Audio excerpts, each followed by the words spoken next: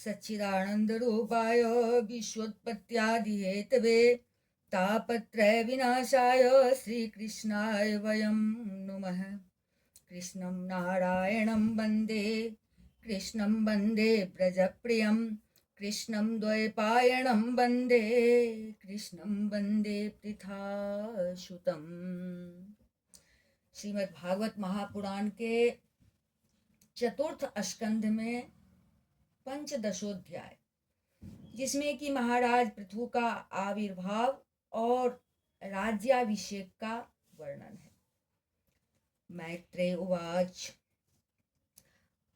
अथ तस्य पुनर्विप्रेर पुत्रस्य महीपते बाहुभ्यां मध्यमानाभ्यां मिथुनं संपद्यत।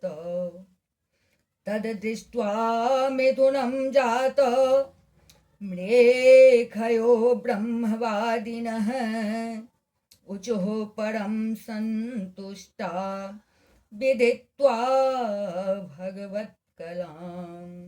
श्री मैत्री जी कहते हैं, विदुर जी, इसके बाद ब्राह्मणों ने पुत्रहीन राजा वेन की भुजाओं का मंथन किया। तब उनसे एक स्त्री पुरुष का जोड़ा प्रकट हुआ। ब्रह्मवादी ऋषि उस जोड़े को उत्पन्न हुआ देख और उसे भगवान का अंश जान बहुत प्रसन्न हुए और बोले।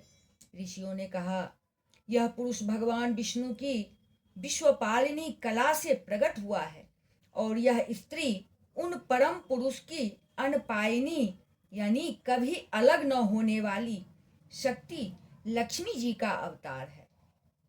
इनमें से जो पुरुष है वह अपने सुयश का प्रथन विस्तार करने के कारण परम यशस्वी पृथु नामक सम्राट होगा। राजाओं में यही सबसे पहला होगा। यह सुंदर दांतों वाली एवं गुण और आभूषणों को भी विभूषित करने वाली सुंदरी इन पृथु को ही अपना पति बनाएगी। इसका नाम अर्ची होगा।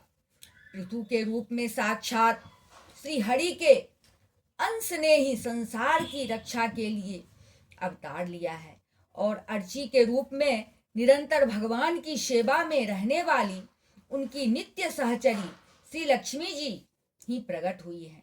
श्री मैत्रेय जी कहते हैं, विदुर जी, उस समय ब्राह्मण लोग पृथु की स्तुति करने लगे।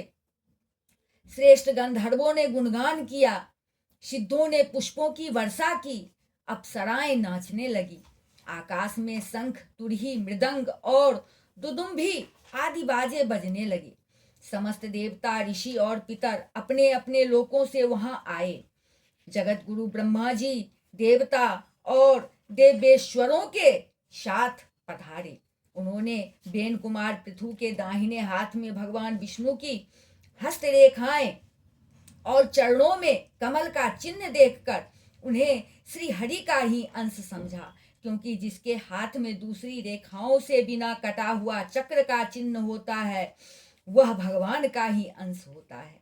वेदवादी ब्राह्मणों ने महाराजा पृथु के अभिषेक का आयोजन किया। सब लोग उसकी सामग्री जुटाने में लग गए। उस समय नदी, समुद्र, पर्वत, सर्प, गौ, पक्षी, मृग, स्वर्ग, पृथ्वी तथा अन्य सब प्राणियों ने भी उन्हें तरह तरह के उपहार भेंट किए।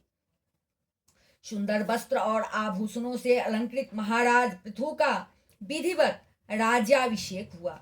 उस समय अनेकों अलंकारों से सजी हुई महारानी अर्ची के साथ वे दूसरे अग्निदेव के समान जान पड़ते थे। वीर विदुर जी, उन्हें कुबेर ने बड़ा ही सुंदर सोने का सिंहासन दिया तथा वरुण ने चंद्रमा के समान श्वेत और प्रकाशमय छत्र दिया, जिससे निरंतर जल की फुहियां झरती रहती थी।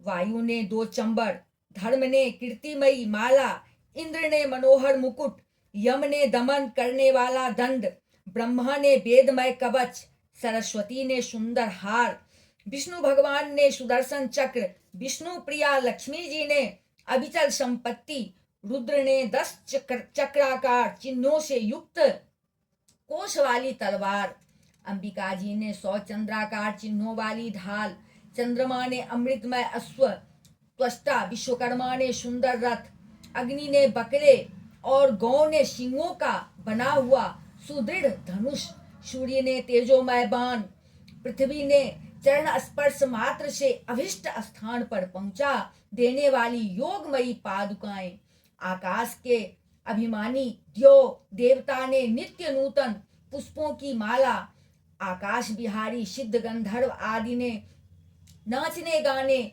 बजाने और अंतर्धान हो जाने की शक्तियां, ऋषियों ने अमोघ आशीर्वाद, समुद्र ने अपने से उत्पन्न हुआ शंख तथा सातों समुद्र पर्वत और नदियों ने उनके रथ के लिए बेरोक टोक मार्ग उपहार में दिए। इसके पश्चात सूत, मागध और बंदीजन उनकी स्तुति करने के लिए उपस्थित हुए। तब उन स्तुति करने वालों का अभिप्राय समझकर वेणुपुत्र परम प्रतापी महाराज पृथु ने हंसते हुए मेघ के समान गंभीर वाणी में कहा। पृथु ने कहा, सौम्य सूत, मागध और बंदीजन, अभी तो लोक में मेरा कोई भी गुण प्रकट नहीं हुआ, फिर तुम किन गुणों को लेकर मेरी स्तुति करोगे? मेरे विषय में तुम्हारी वाणी व्यर्थ नहीं होनी चाहिए, इसलिए मुझसे भिन्न किसी और की स्तुति करो। मृदु भाषियों, कालांतर में जब मेरे अप्रकट गुण प्रकट हो जाएं, तब भरपेट अपनी मधुर वाणी से मेरी स्तुति कर लेना। देखो, शिष्ट पुरुष पवित्र कीर्ति श्री हरि के गुणानुवाद के रहते हुए तुच्छ मनुष्यों की स्तुति नहीं किया करते। महान गुणों को धारण करने में समर्थ होने पर भी ऐसा कौन बुद्धिमान पुरुष है जो उनके न रहने पर भी केवल संभावना मात्र से स्तुति करने वालों द्वारा अपनी स्तुति कराएगा? यदि यह विद्याभ्यास करता तो इसमें अमुक अमुक गुण हो जाते। इस प्रकार की स्तुति से तो मनुष्य की वंचना की जाती है। वह मंदमती यह नहीं समझता कि इस प्रकार तो लोग उसका उपहास ही कर रहे हैं।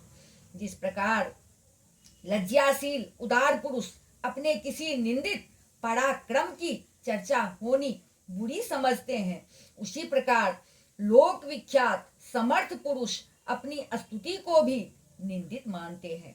सूतगण, अभी हम अपने श्रेष्ठ कर्मों के द्वारा लोक में अप्रसिद्ध ही हैं। हमने अब तक कोई भी ऐसा काम नहीं किया है जिसकी प्रशंसा की जा सके। तब तुम लोगों से बच्चों के समान अपनी कीर्ति का किस प्रकार गान करवावें? प्रभुवो यात्मनः स्तोत्रम जुगोप्सन्त्यपि विश्रुता, हेमन्तः परमोदारा पौरुखं वा विगर्हितम्। भयं त्वविदिता लोके सूताद्यापि वरीमभिः, कर्मभिः कथमात्मानं गापेस्याम बालवत्। इति श्रीमद्भागवते महापुराणे पारमहंस्यां संहितायां चतुर्थ स्कंधे पृथुचरिते पंचदशोऽध्यायः। बोल वृंदावन बिहारी लाल की जय। जय जय श्री राधे।